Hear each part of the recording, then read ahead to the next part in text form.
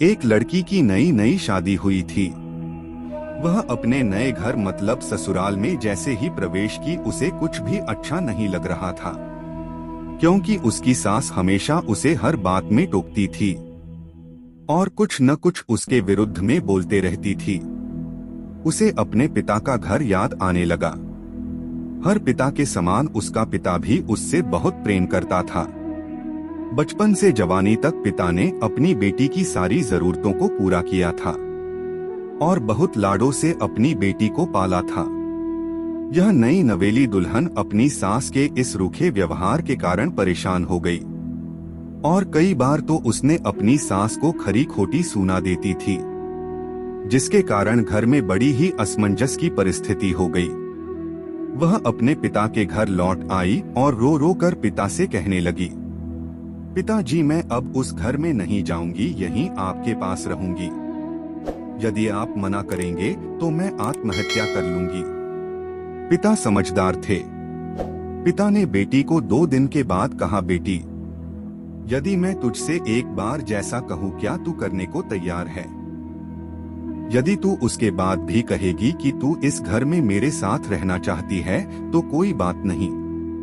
बेटी ने पिता से कहा, कहिए लेकिन याद रखना यह अंतिम बार होगा कि मैं उस घर में जाऊंगी।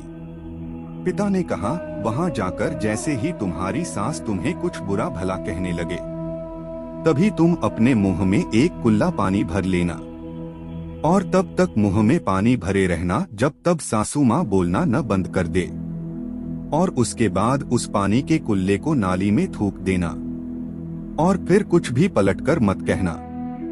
बेटी को कुछ समझ में नहीं आया, लेकिन बेटी तैयार हो गई। बेटी ने ससुराल जाकर ऐसा ही किया। जब भी सासू माँ कुछ कहना शुरू करती तुरंत बहू मुंह में पानी भर लेती और बहुत देर तक भरी रहती। धीरे धीरे कुछ ही दिन में सासू माँ का व्यवहार इस बहू के प्रति नम्र हो गया।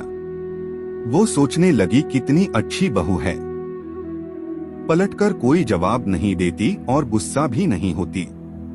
अब वो उस बहू को बेटी कहने लगी और उसकी तारीफ करने लगी।